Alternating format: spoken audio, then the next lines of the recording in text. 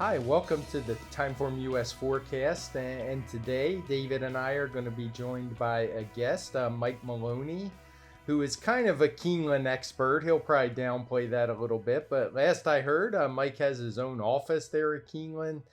Mike is a big horse player advocate, something that I'm a big fan of. I try to do a little bit of that myself. So, without further ado, Mike, I'll turn it over to you just to give yourself a brief introduction and just kind of let people know maybe a little bit about your handicapping style and how you look at a race. Well, thanks for having me, Craig and David. It's good to be on. But before I get started about myself, a couple things I'd like to say. David, I wanted to compliment you on all the fine work that you do with Naira, and Craig, I want to thank you for all the good work that you do with TimeformUS. Their information certainly saves me a lot of time, and also to thank you for all the work you've done helping with the chronic timing issues in racing, and that's much appreciated by the horse players.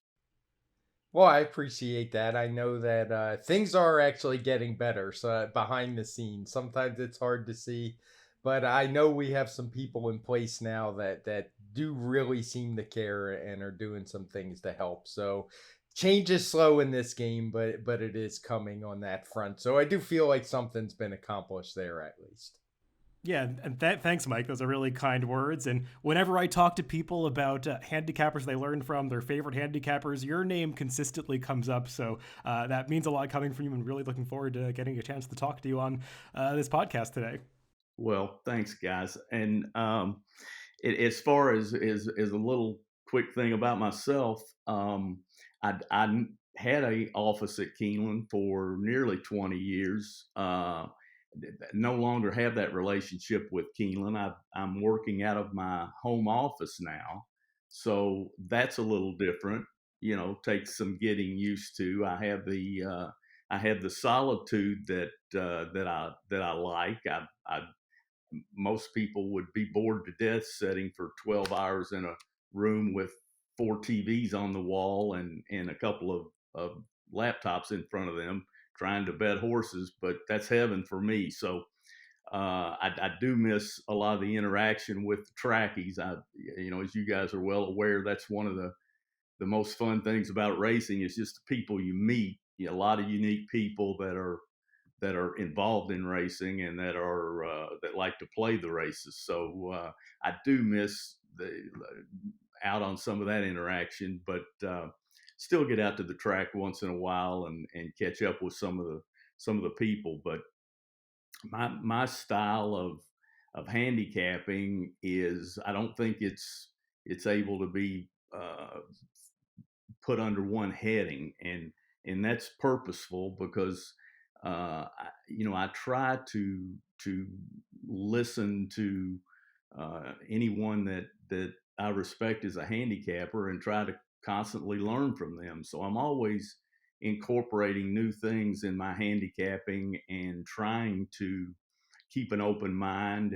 And when I get a chance to hear an expert handicapper talk, I try to listen and find something in that I can incorporate into my own play. I'm a regular listener of this podcast, and there's been several things over the time that I've been a listener that have helped me, that I've heard from you guys, and I think that's good policy for all horse players is to always try to learn and evolve, because if you don't, you'll fall behind in this game. Yeah, I couldn't agree with that more. I learned from listening to people a lot smarter than me, and you definitely can pick some things up. And one thing for sure is the game is not static. It's a lot different game today than it was 10 years ago, and vastly different than it was 20 years ago. And the further back you go, the more that's true. So I do think it's a game you have to stay current, you have to adapt and evolve. And yeah, it's good to hear you say that. One thing before we dive into the races, I want to ask. I know you are a big bias guy. that you try to keep a close eye on track bias, as most of us should and probably do if we're doing well at this game. Has there been anything at Keeneland in the meet so far? They've been going a couple weeks that sticks out, whether on dirt or turf, or has it been a pretty fair track in your opinion? There has been some bias at Keeneland. It's been kind of either or, in my opinion. And bias is a very subjective thing. So I read comments. I'm on. I don't post a lot on Twitter, but I'm always monitoring Twitter, and we have a lot of handicappers that I follow on there, and I see things posted about biases at different tracks, especially at Keeneland, and I don't always agree with someone else's take, and I think that's just the nature of bias. I always say if you're gonna use bias as a big factor in your horseplay, you need to do it on your toes, because bias is something that can change quickly. It's subjective, like I say, and one man's good rail is another man's slight speed. So at Keeneland so far this meet, in my opinion, has had a handful of days where inside and positional speed have helped quite a bit. It's had other days where pass made no difference, and I'm speaking on the dirt. Um, as far as the turf course, the days that the rail has been out, like we've been out at 15 feet Monday or Wednesday, Thursday, and Friday. The rail, I think, is listed at 15 feet. I'm expecting on Saturday we'll probably go to the permanent rail. The days that the rail's been at 15 feet, it seems the inside, as you would expect, the inside and a little saving a little ground have been an advantage, a slight advantage. None of these biases at Keeneland have been huge, altering every race biases so far. But in my style of horseplay, if I can find even a slight bias that might mean a length or even a half length to a horse, how many times in a horse race has a half length meant the world to you? So when those horses run back, I want that on my side, and even if it's a smaller bias, I want to try to be aware of it. All right, good information. And with that, I do want to mention the weather. It doesn't look like we have to worry about any rain whatsoever. On the card Saturday, we will get to see some races on dirt and turf before we get into this pick 5. And then, unfortunately, for my case, it starts out with a maiden special weight race, which isn't really the strong suit of mine. Especially, it's a field of 8 with 4 first-time starters. And since Mike gave us a little talk there, I'll start with David on this one. Which directions are you leaning in here, David? And any horses you really want to latch on to? I mean, it's a field of 8 runners going that about 7 furlong distance. It feels like there are 4 main players and 8 that are and 4 others that are kind of outsiders. The 3 of them are going to take quite a bit of money, and the morning line kind of points that out. The first-time starter on the rail, Casa de Goat, and then the 2 with experience, Cat Wings and Faith's Reward, that have already run speed figures that kind of put them in the mix here. I think the slight morning line favorite is that first-time starter, who I don't really know what to make of. I guess this horse is going to take some attention due to the fact that Flavien Prat is riding for Brad Cox. Some of the workouts do appear to be on the fast side, especially that Keeneland gate work back from late March, though I know Keeneland workouts tend to play very fast in the mornings. I don't really know what to do with this horse. Brad Cox doesn't have great numbers with first-time starters in general, especially not in dirt sprints and also either at Keeneland either. Also, this horse is entered today, as we record this on Friday, as an also eligible in a turf race. So I'm not really sure what to make of that. If this horse was really well meant, I doubt this horse would be entered in a turf race, not as an MTO. So that was a little bit confusing to me. It's not the strongest field, so I guess a firster can win. I just wouldn't want this horse at a short price. And then the two others that I mentioned that have the speed figure credentials, Cat Wings and Faith's Reward, I wouldn't say that I love either one.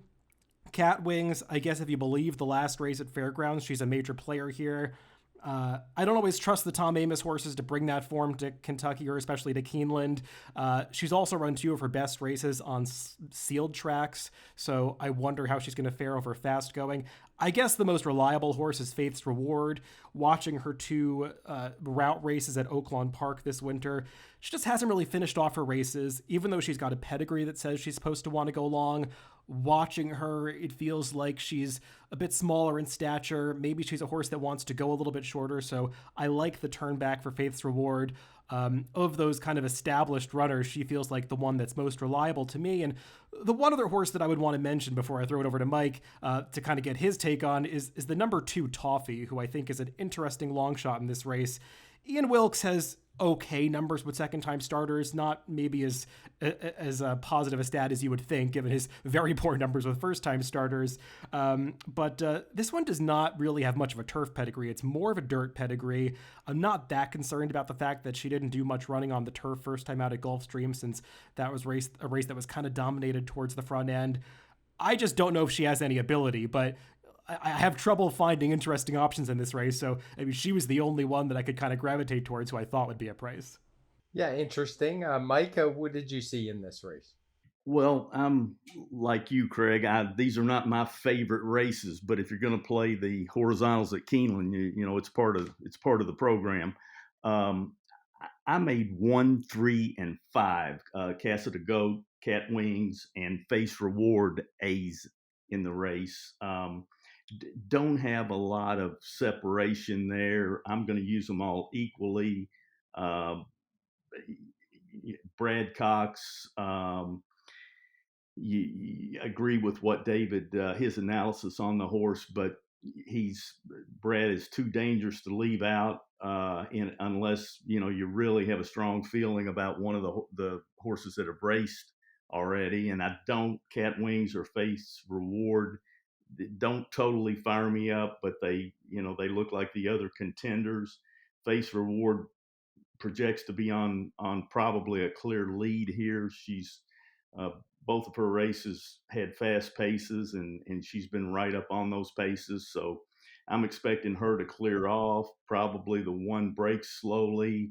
Going to have to be a pretty nice horse to win from a slow start that I'm expecting. And Amoss, I agree totally with what David said, that he's a lot liver at Churchill than he is at Keeneland, but this appears to be not the greatest field, and I have to use her. The only other horse I would mention as a B would be Music Street on the outside. Not in love with the horse, and the dam wasn't much of a runner and hasn't produced anything, but the Grand Dam there is extra heat. So just in case the talent skips a generation, I'll use Music Street as a B. Now I have to ask, you said you almost expect the inside horse to break slow. Is that because of the post or just something you've seen in workouts? Yeah, when you get back in that chute, this race is at the Beard Course, on the Beard Course at Keeneland, which is 7 furlongs, 184 feet. And it seems like particularly at that distance, the inside post will break a little slow, and first-time starters tend to be even more vulnerable to that. So I say real good chance that the one will break slow and out of the gate.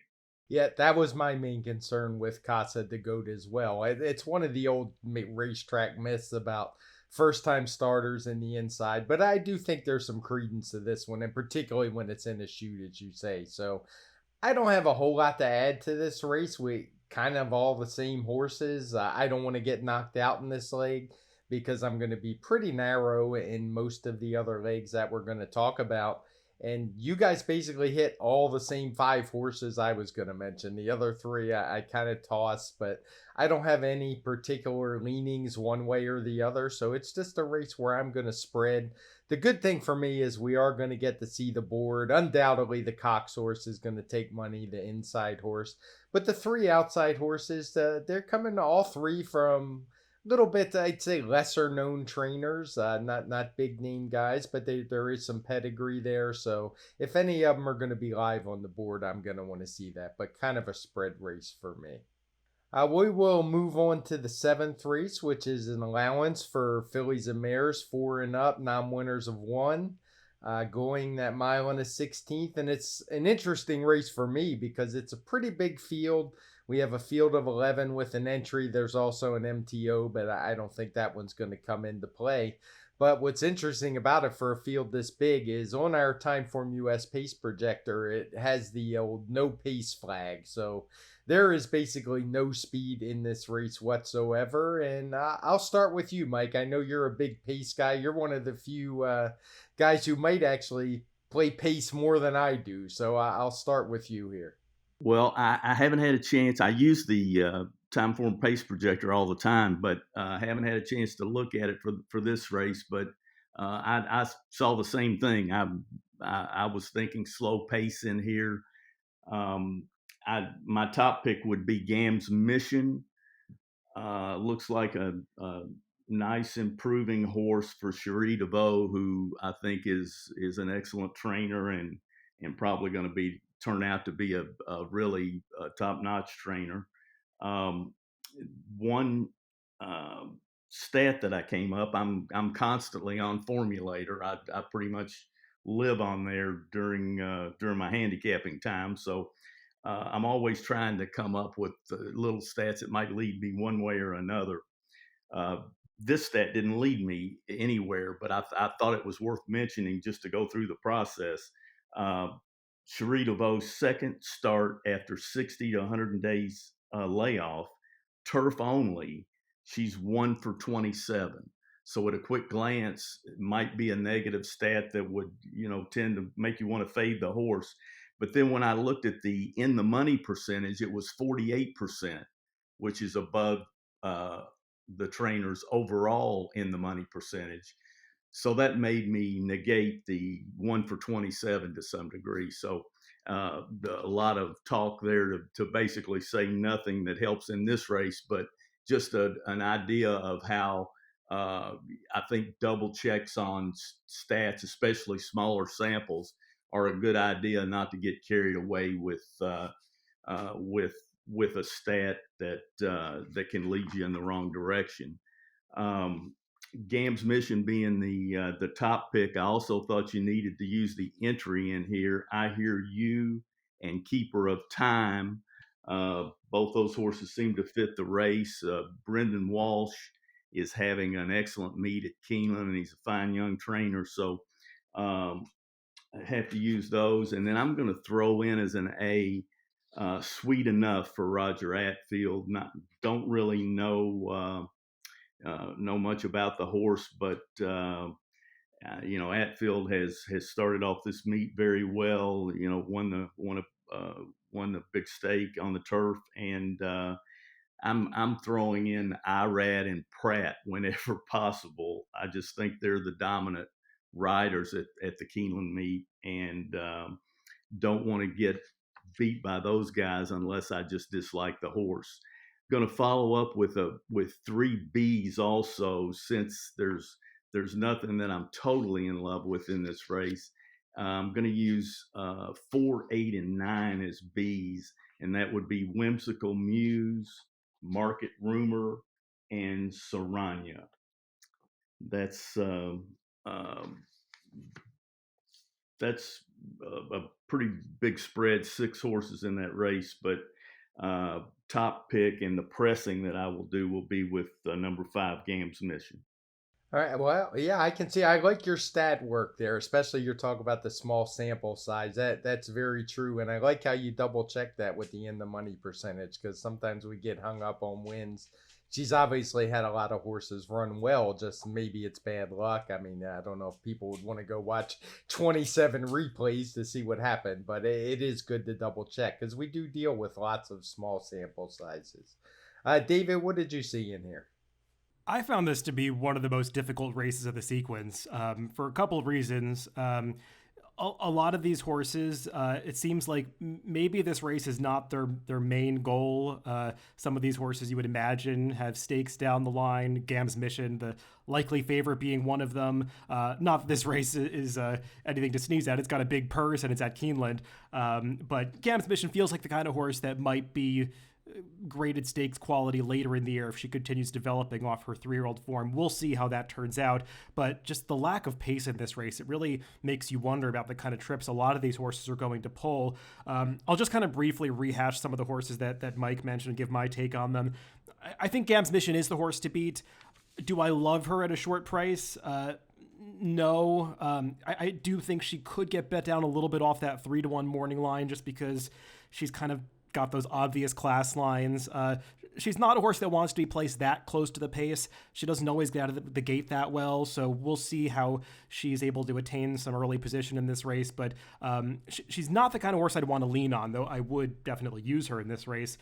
I wonder what's going to happen with this entry, because I would imagine only one of them is going to run. Tyler Gaffalione is named on both halves of the entry. I don't know the rule in Kentucky, but in most other circuits, one of them would have to scratch. I don't love either one of them. I guess I slightly prefer I Hear You. I don't really love her recent races. She was no match for Gam's Mission when they met up, but she does have a little bit of tactical speed. Keeper of Time, I think she has kind of like a fake trouble line last time at Santa Anita. She was never really going anywhere in that race. It says she lacked room in the stretch. I didn't think she was severely compromised. She's run some bigger speed figures, but to me, watching her, she's really not a horse that wants to go much farther than 7 furlongs or a mile. So I'm a little bit concerned about her getting a mile and a 16th over a turf course that can be a little bit more demanding like Keeneland. So I wasn't thrilled with the entry.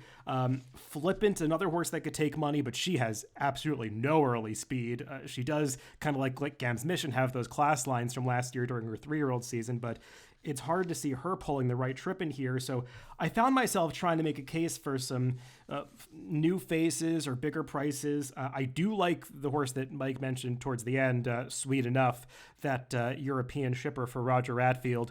She could be the speed in this race. Watching some of her European races, when she was successful over there, she was racing forwardly placed, either on the lead or sharing the lead. She's a pretty headstrong horse. She likes to travel, aggressively in her races. So if she breaks, which is not always a guarantee for these Euro shippers, I do imagine she'll be pretty forward in this race. And she feels like one that maybe didn't fulfill her promise over there because she's got a nice pedigree by Lope de Vega, and the dam is a full sister to Photo Call, who was a multiple grade one winner on the turf. I believe won a grade 1 at Keeneland in the First Lady. So it feels like Sweet Enough is well meant for this race. We'll see if she can get out of the gate. 2 other horses I wanted to mention at bigger prices. One of them is the number 6 Take Charge Row, who's 20-1 on the morning line.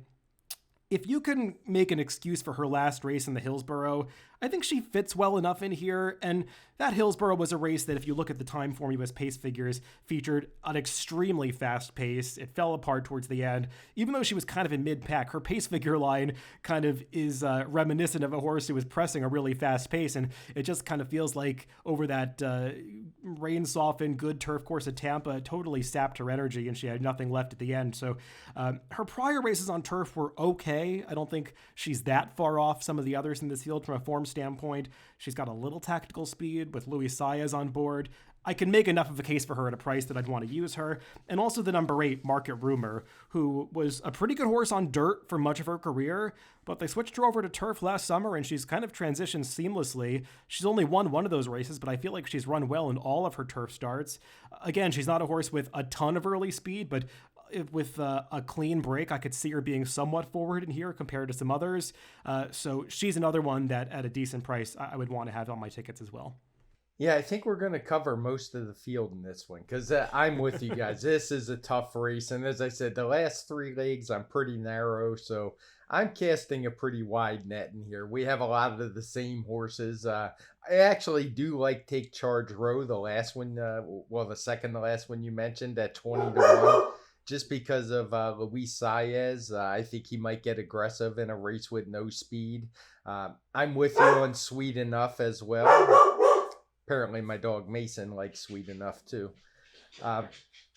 But yeah, watching those replays, she looks like a speed horse. And I actually think it's a really good sign that she's not getting Lasix in here. Because oftentimes we'll see these horses in Europe kind of, tail off and you think maybe they bled. But doesn't seem to be the case here. She's a newly turned 4-year-old. So I think she's got good prospects.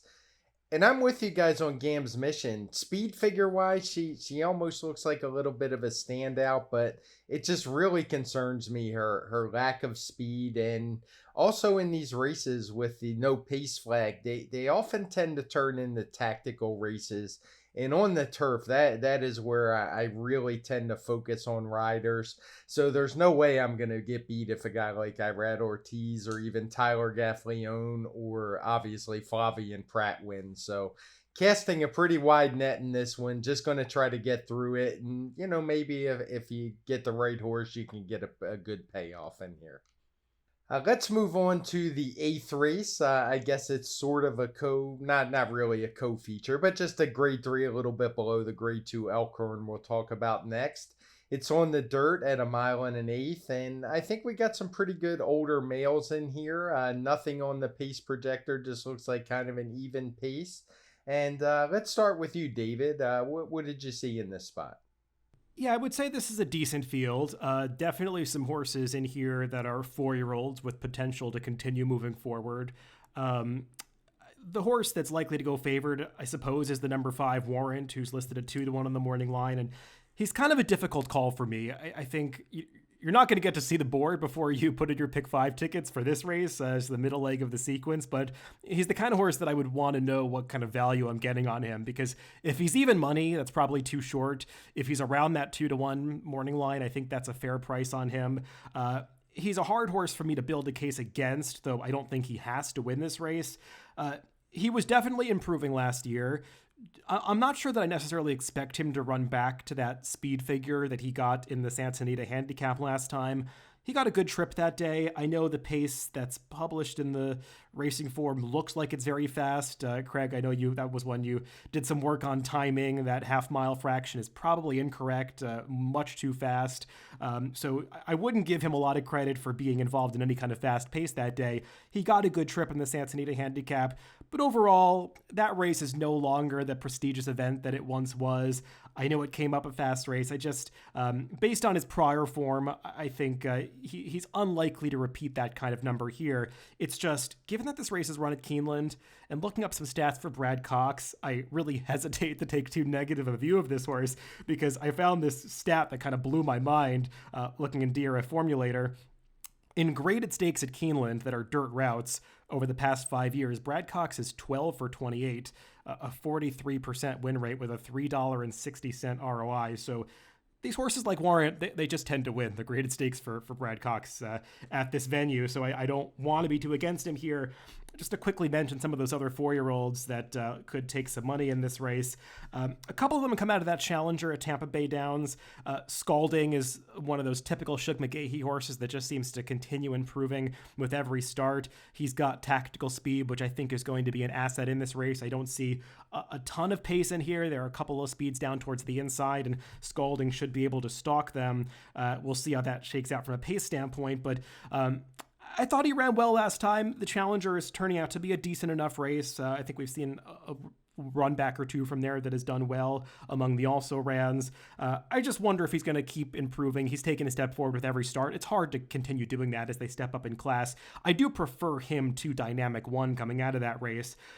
I thought Dynamic One was training great coming into the Challenger, but time and again, this has been a horse that fools me. He always trains well, but he just doesn't always translate it to the afternoons, and he just seems like one of these horses that travels well in his races, lacks a bit of that late punch, and tends to fool people into backing him again. So I've learned my lesson with Dynamic One, and I'm off him here. If he's 4-1 on the line and get bets that way, then I'm happy to go against him in this spot. The horse that I kind of didn't know what to do with was the number 3 Proxy, who I did think ran pretty well in a moderate pace last time, the New Orleans Classic, closing behind Olympiad, who just really had everything his own way up front that day. Proxy, I thought, responded pretty well to the pressure that he was put under on the far turn. It looked like for a second he was going to get nothing, but once Brian Hernandez really got into him, I thought he finished up that race gamely. 1.1 miles seems like the perfect distance for him, so we'll see what kind of trip he pulls from just off the pace. But to me, Proxy was probably the biggest threat to Warrant. And I do have one other bigger price that I want to mention, but maybe I can throw it over to Mike first since I'm spending a lot of time on this race. All right, we'll come back to you, David. Go ahead, Mike. I see the race similarly to David. To me, Proxy and Warrant are the clear 2 main contenders. I believe Warrant has a little better chance of winning, but I expect the odds there to drop. I think it'll be a lot closer to even money than he will be to 2-1 at post time. The last race is so impressive against Express Train. I think Express Train's won 4 graded stakes just at Santa Anita, so he was meeting a real horse for course there, and ran a great race. And I don't know how the big cap's going to translate back into this race. It's those are different surfaces and different situations, but I'm well aware of Brad Cox's dominance at Keeneland in dirt routes, so I have to give him a slight edge because of that. But at the prices, I think I'm just going to use them equally. Proxy's a nice, improving young colt. He has a great progression in his Beyer speed figures. If you throw out the races that he ran in blinkers, which were the 3rd and 4th race back, he's really never done anything wrong. He's just gotten better and better as time's gone on, and which you'd expect from a son of Tappet out of an Include mare. The horse is just going to get better with distance, and he's going to get better with age. And his last start, the New Orleans Classic at Fairgrounds, I had the track that day as being rail and speed favoring. So he was 2 wide early, and then spun out 3 wide in the turn, finished well. So I'm just going to try to get by there with Proxy and Warrant. I am kind of with you guys. I think this race is a little bit of fool's gold if you go too deep in here, because some of these horses, you can make cases for them if you really try, but I think the 2 most likely winners by far are Warrant and Proxy. And I'll even go a step further than you guys in that I really think it's Warrant. I think he's tough to beat. I'm not one to jump on favorites, but I do think he kind of towers over this field. Even if you don't think that 127 that he ran last time at Santa Anita is legit, he ran a 120 as a 3-year-old in the Oklahoma Derby, which is good enough to beat this field. So the forward move he's made this year is pretty logical. He did finish 9 lengths, I believe, ahead of Stiletto Boy last time, who would probably be considered a pretty strong contender in this field. So I'm going to have most of my ticket go through Warrant. Proxy would be more of a backup for me.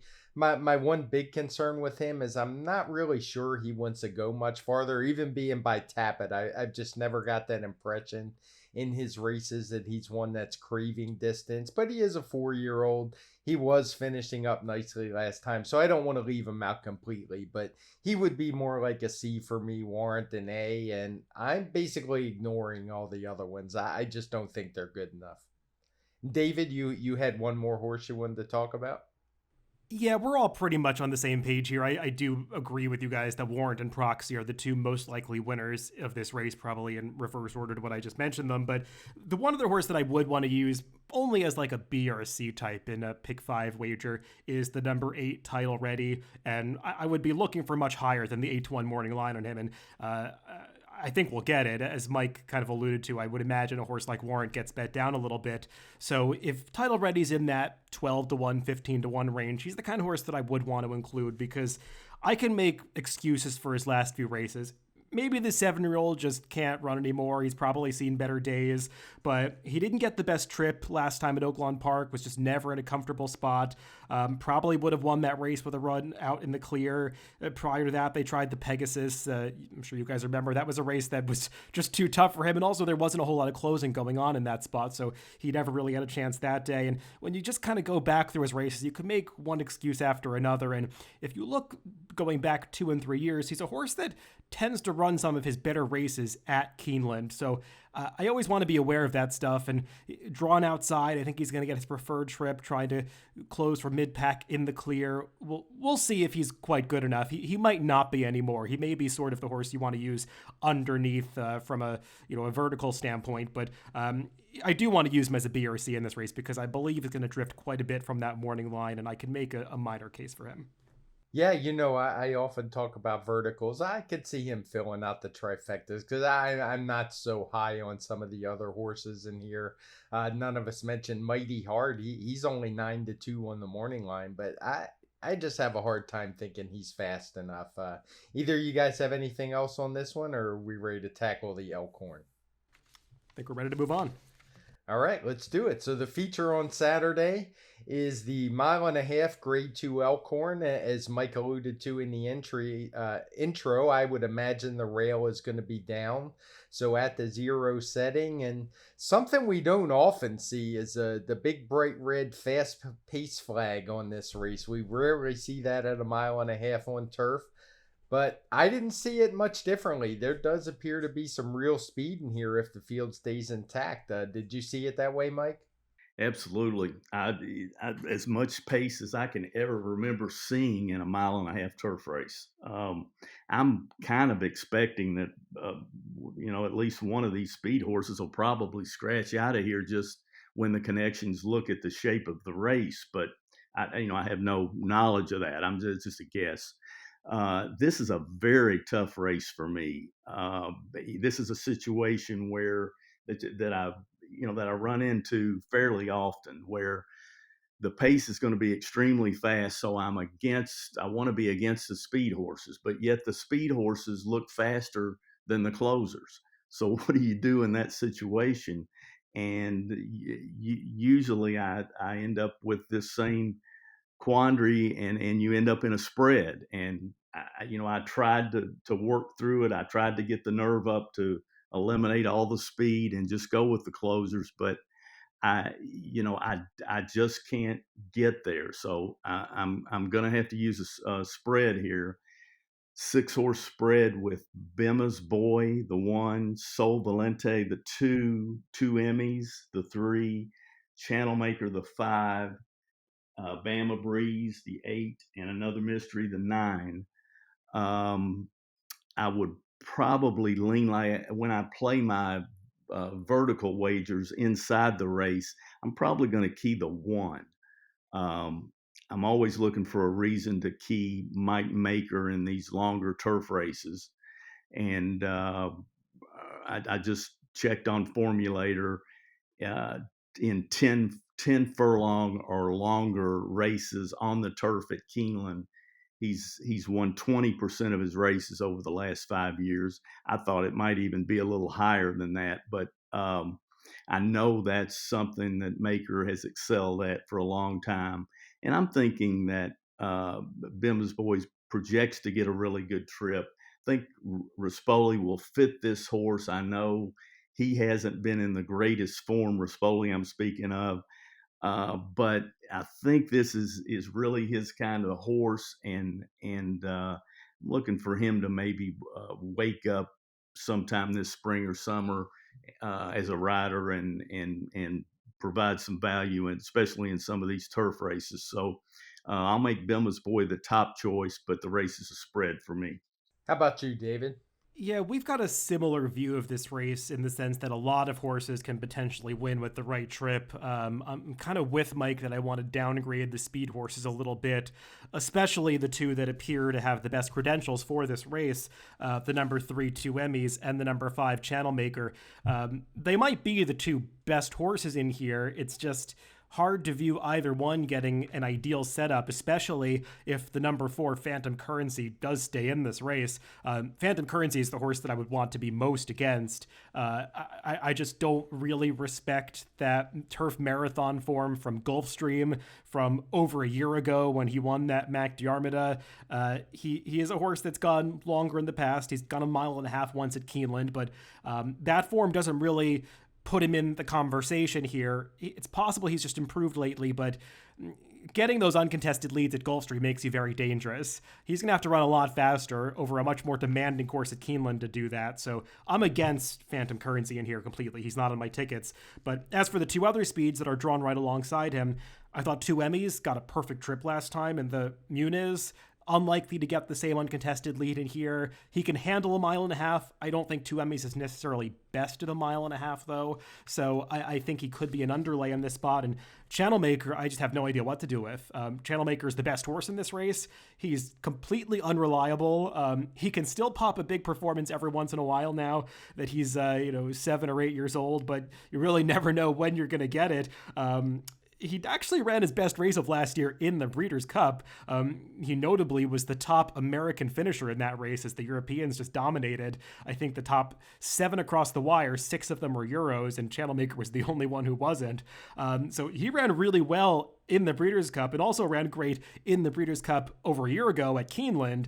So I respect Channel Maker as a horse, and I'm a fan of him. I just feel like if he's the favorite in this race, you kind of have to take a shot against him because you can't trust him. And I landed on the same top pick as Mike and the number 1 Bema's Boy. I'm not going to rehash everything Mike said. I'll just add one more trainer stat that I found in Formulator that really points to this horse, and kind of something I don't look up that often, but you don't usually get a chance to because you don't usually see horses in the same situation as Bema's Boy. This horse had a break in his career for nearly 2 years, from March of 2020 to February 2022. You don't see too many horses coming off year-plus layoffs, and a lot of trainers don't have particularly great stats doing that, but I looked up for Mike Maker his stats coming off layoffs like this for second and third time starters. Horses that were off for a year or more, making their third start back off a layoff on the turf for Maker. He's 8 for 17 with a 47% win rate, a $3.83 ROI. For such a rare stat to have, just the fact that he had 17 runners fitted and nearly half of them won, I thought that was pretty eye-opening. And Bema's Boy, once upon a time, this horse beat Zulu Alpha going the 1.5 mile distance. So I think he's definitely a major player in this race. We'll see about the trip, but he was the one that I went to as my top pick. But I think you can make a case for some of the long shots as well. A few of these contested the Sycamore over the same course and distance from last October, and I think that's a race that's really instructive to go back and watch from a trip standpoint because Two Emmys was in there. Two Emmys, I thought, got a great trip that day, up close to a pace that was not that fast, and got run down by Spooky Channel, who's a good horse, but no superstar. But some others in there didn't have great trips. Sol Volante, the number 2, is one that I thought just kind of got a crazy run around the third turn, the far turn before the stretch. He had to be 6 or 7 wide all the way around that bend. It really cost him any chance of finishing off that race. He'd be the one that I'm most interested getting back to the 1.5 mile distance because his only other start going a marathon trip since then was at Gulfstream 2 back, a race that probably didn't suit him from a pace standpoint or just a turf course standpoint. Gulfstream probably not the best venue for Sole Volante, so I don't totally trust him, but he's 20 to 1 on the morning line, and he's the kind of long shot that I would definitely want to throw into the mix. And I could also make a similar case for the number 9, another mystery, who has run well going marathon distances in the past. The one drawback is, or it's kind of a double-edged sword, you get Flavien Prat aboard, but that probably is going to slash your price in half on what you would have gotten on this horse. So I'll probably work out a good trip for him, but he's going to need it to be successful here. So between those two, I'd probably lean more towards Sole Volante because he's going to be the much bigger price. I'm not going to talk about many different horses. I think we've covered most of them anyway, but unfortunately, I don't know if it's a whammy or a good thing. My top pick would also be Bema's Boy. I don't want to rehash too much, other than the fact he hasn't really got to run the mile and a half very often, but when he does, he's really good at it. He's got 2 wins and a third. He's coming into this race the right way.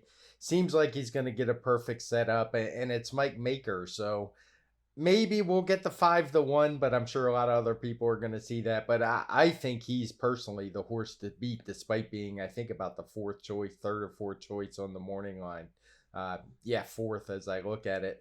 I'm going to toss all the speed horses. A little bit dangerous to do, but I don't particularly like them. It's two Emmys. You know, I loved them last time in the Munis Memorial. He ran a big speed figure, but he had everything his own way. And I'm with you. I think the mile and a half is probably not his best distance. He's a horse who, for a long time, I kept trying to make a case that he didn't need to be on the lead, but I'm starting to wonder about that. It seems like the connections are intent on putting them there. And I just don't see any way he gets it with Phantom Currency and Channel Maker in here, both of whom do their best running up front. Phantom Currency, I'm totally with you, David. I don't buy that these horses who the vast majority of the success lately has come at Gulfstream Park. With his running style, he's supposed to run well there. I don't know that he's a mile and a half horse on a traditional course like Keeneland as opposed to Gulfstream, so I'm totally against him. And like you said, you just can't trust Channel Maker. He does fine when he makes the lead, but I think that's a pretty iffy proposition in here. So a couple of the other closers I'm going to use, another mystery. He's clearly going to be coming late. There's no way I'm going to get knocked out if Flavien Prat is to take advantage of a hot pace and win. He'll probably get bet down a little bit, but I don't know about so much. The horse, his last race doesn't look very good. People do tend to look at that last running line. Definitely a rider upgrade. The two long shots you mentioned, I'm definitely using both of those, Sol Volante and Bama Breeze. For all the reasons you mentioned, I'm sure they're going to be coming late. Whether they can get the job done, I'm not sure. But yeah, so for me, it's the 4 horses coming from off the pace led by Bema's Boy.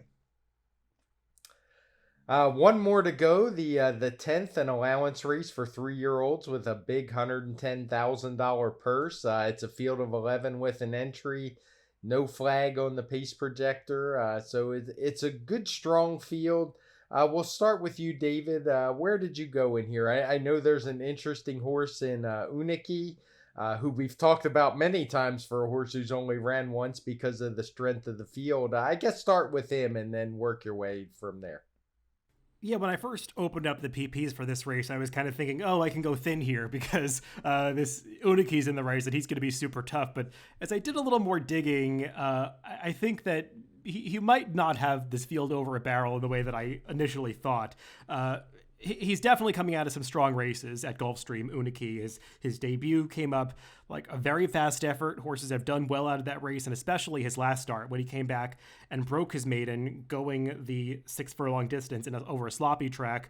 That race got a strong 106 TimeformUS speed figure, a 90 buyer. If you look through the chart of that race, I think 4 horses have come back to win out of that March 12th race. Most of them have improved their speed figures, whether you look at buyers or TimeformUS numbers. It just has been a rock solid race, and if Uniki comes back and puts forth a similar kind of effort here, I think he's going to be tough. My problem with Uniki is he's stretching out to the 7 furlongs. He got an absolutely perfect trip last time. He didn't break that well, but I think that was actually a positive in a race where he was able to just kind of slot right in behind the leaders, get that pocket trip. It really worked out well for him. And people are going to bet him a lot on this upgrade from Vasquez to Irad Ortiz. And it's hard for me to fathom how Irad could give this horse a much better ride than Vasquez did last time. So I'm not sure that I really want to take him at a short price based on him accumulating money due to that rider upgrade. So I like Uniki. I just wouldn't want to lean on him too hard in this race because I think he's going to get bet down quite a bit from that 3-1 morning line. There are horses that are listed at short prices on the morning line here that I don't think are going to take nearly that much money. So he's one that I do think is going to drop a little bit. There's an entry in this race. in which I like both halves, Great Escape and Momentous. And kind of unfortunately, I probably prefer Great Escape, who, if they were running a separate betting interest, might be the slightly bigger price, though it's close. They both can win. I like the turn back in distance for Great Escape. Rodolphe Brissett stretched him out last year in the Breeders' Futurity. It didn't quite work out.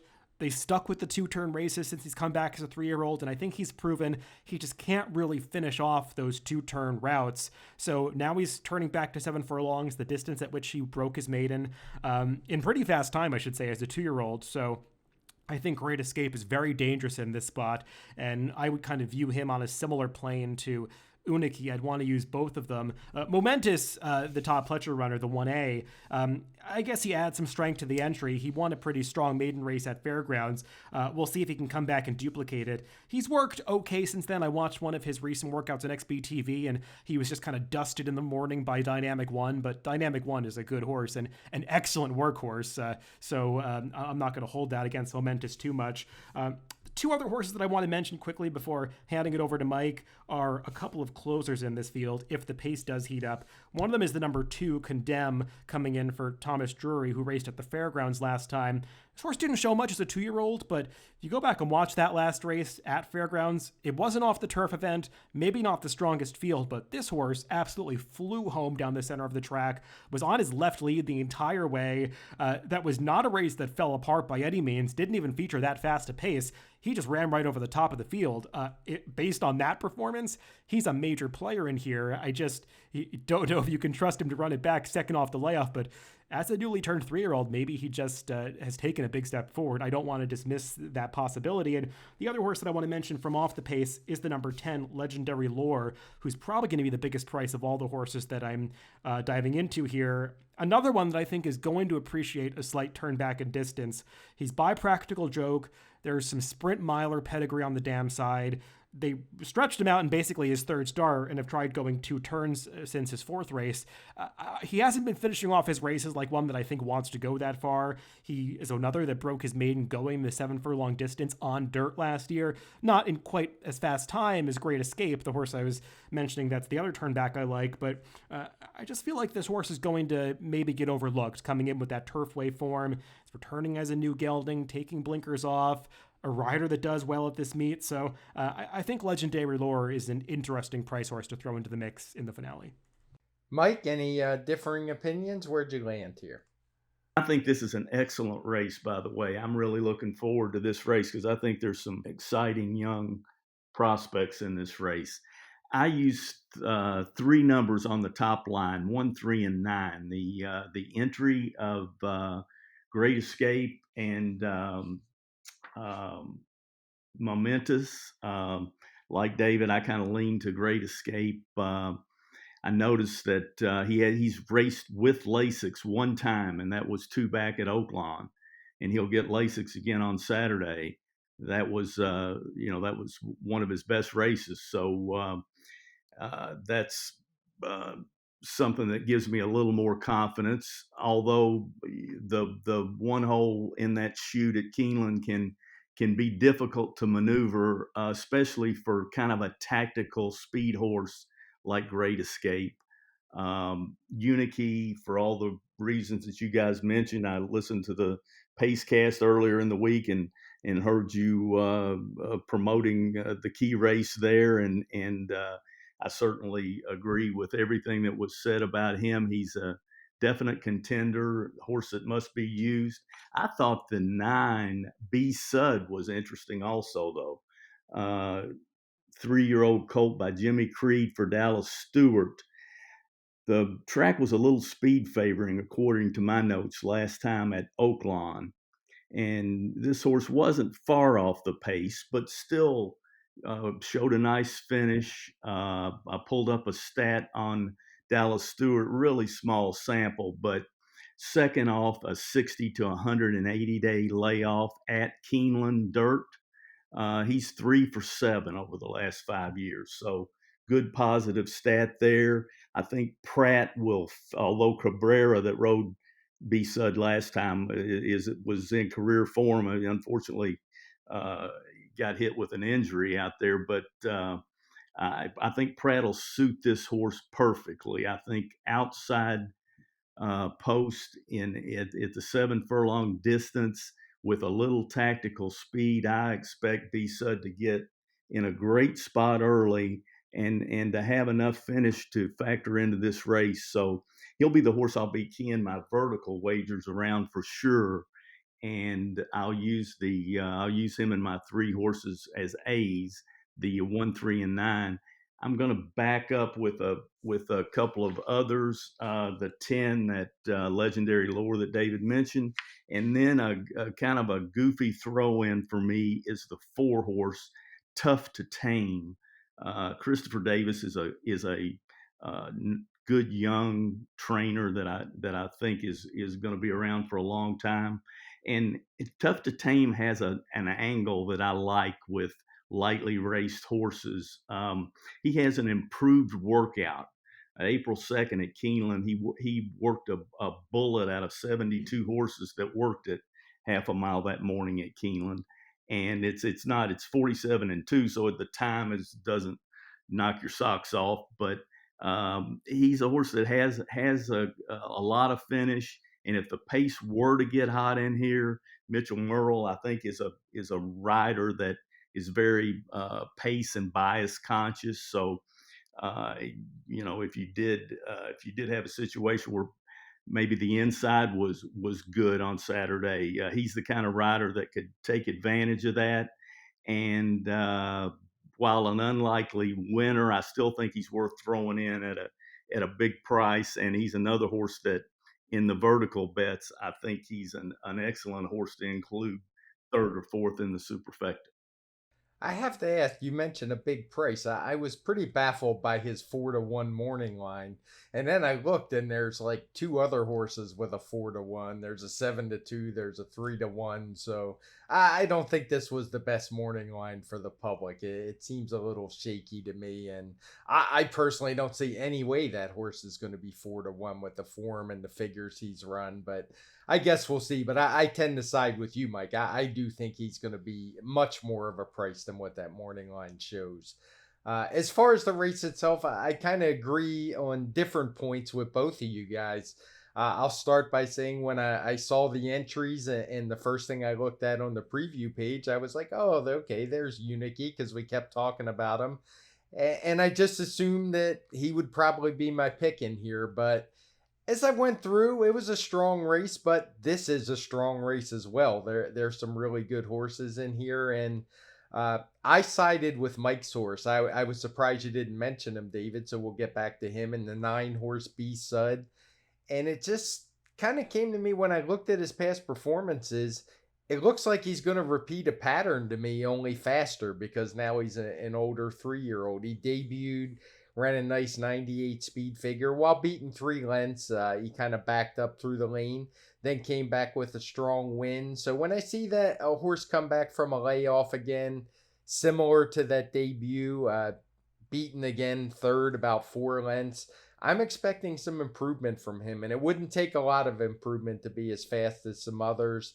I like the post position a lot in the 7 furlong distance. This is just a traditional 7 furlongs, not the Beard course, which is about 7.25 furlongs. But yeah, I liked everything I saw about B Sud. So he's actually going to be my top pick. I'll make him my lone A in here because I've spread in some other races.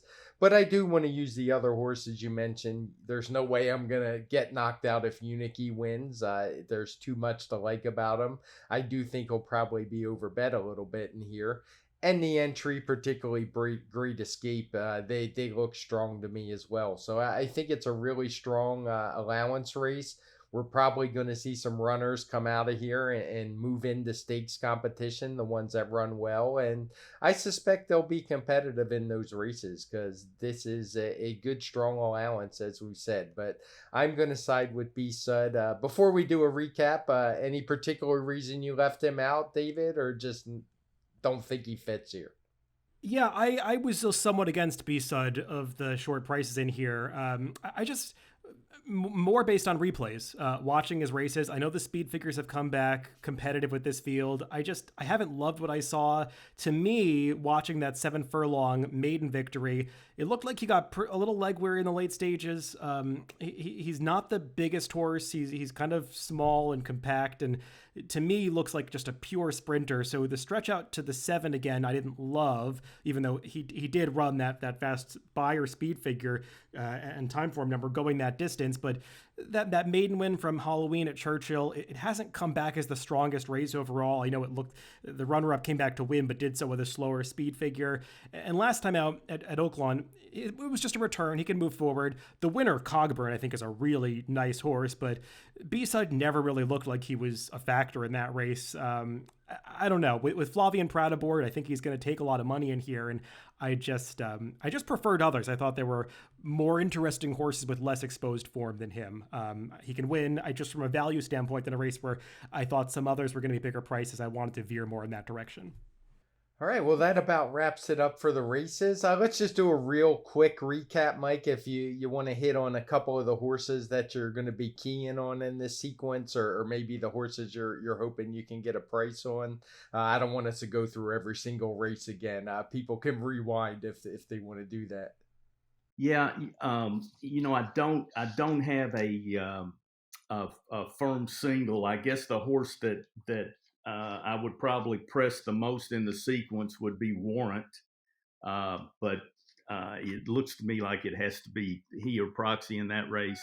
I'm going to play just my A line. I think came up to $162 for a 50-cent pick 5. So if you were to go with Warrant, you could cut that in half to 81. So that's the route I'm going to go, and then play some savers and pressers as I always do through the sequence. But don't have a lot of press horses. I would say Bema's Boy would be a horse that I can't make him a single, but he's a horse that will definitely get pressed in my bets, and I like to take a couple of horses that I know will provide value that I like, and single them in a few small tickets, trying to cover other races where I didn't have a huge opinion. So Bema's Boy will be a horse that I will be using in those type tickets. He might be the horse that I need to mention in that regard. All right, thanks. I think you make a good point that you don't really have to have singles to play these bets. I'm kind of new to playing them, but I've had a couple nice hits, and the one biggest one I had, I didn't have a single. I don't think I had a race where I went less than 3 deep, to be honest. So yeah, it's good to hear the different strategies out there. David, just quick recap from you. Yeah, this is a tough sequence for me, because I wouldn't say that there are any races in which I absolutely love any horses, but I do think that there are some favorites that don't necessarily have to win. It's a sequence that might chalk out. I'm not convinced that it won't, but I want to play it in a way where I'm going to go more in the direction of it not completely chalking out. So I want to go take some mild stances against a few favorites. I'm going to use that horse that I mentioned in the first leg, Toffee, the number 2, as an A. I just think that's the one price horse in that race that I can build a case for. So I want to have her as a main use along with the number 5, Faith's Reward, and I would use those 2 other short prices, the 1 and the 3, as Bs in an ABC type of structure. I'm going to make Sweet Enough that Euro shipper the A for me in the 7th race, and I would back up with the 5, 6, and 8, including Gam's Mission, but not leaning on her too much, and the 2 bigger prices, the Take Charge Row and Market Rumor, who I also want to emphasize in that race. I kind of have to lean on Warrant a little bit. I don't love this race from a value standpoint, the Ben Ally, but it just looks logical to me. Proxy being the main backup, and then a more distant backup being my long shot title ready. I would lean on Bema's Boy in the 9th, but also use plenty of backups. Sole Volante being one in particular at a price. I'm not going to completely toss 2 Emmys and Channel Maker, but I don't want to have too much of my play going through them, and then maybe on a smaller ticket, Bama Breeze and another mystery, but don't want to have too much of my play going through them. And then I would close it out by leaning most heavily on Uniki and the entry, primarily Great Escape, just in case one of them scratches. And then I would also want to have the number 2 Condemn and the number 10 Legendary Lore covered as the main backups in there. And I would take a stand against B-Sud. I'm just not thrilled with that horse, and maybe that's where I extract some value from the last race. All right, and for me, I'm going to use probably the same 4 horses David is in that maiden special weight. The allowance race, I'm spreading pretty wide in that one. I'm hoping for a price like a Take Charge Row could get an aggressive ride and run well, get back to some back form. That would be one of the price horses I'm leaning in. The Ben Ali, I'm leaning heavily on Warrant. I will use a little bit of Proxy, but mostly Warrant. I just think he stands out in there. I'm tossing the speeds, going to focus on Bema's Boy, but I will use a couple other closers in the Elkhorn, including Sol Volante, Another Mystery, and Bama Breeze. And if the speed wins, I'll be out. And then that last race we talked about, I'm actually going to lean a little bit on B-Sud. I will use Uniki and the one entry by, I think it's a Todd Pletcher entry. Actually, it's an owner entry. Rodolphe Brissett has the other one. So they're likely both to run, I would imagine. But I do think it's a tough sequence. I think it's one of those where you want to be careful not to have, 4 or 5 favorites on any of your tickets, because if it chalks out, you want to watch your price on what you play. You don't want to bet a big ticket and then have all favorites coming in. And that's where the DRF Formulator ticket maker can help you. So that should about cover it for this week. We will be back for the Pacecast on Tuesday, where I assume David will resume his lead roles. You guys had to endure me this week. But luckily, we had our guest Mike Maloney in, who it was really an honor to have. And I just want to thank you one more time, Mike, for being on the show. And at the very worst, I'm going to bug you again next year when Keeneland rolls around.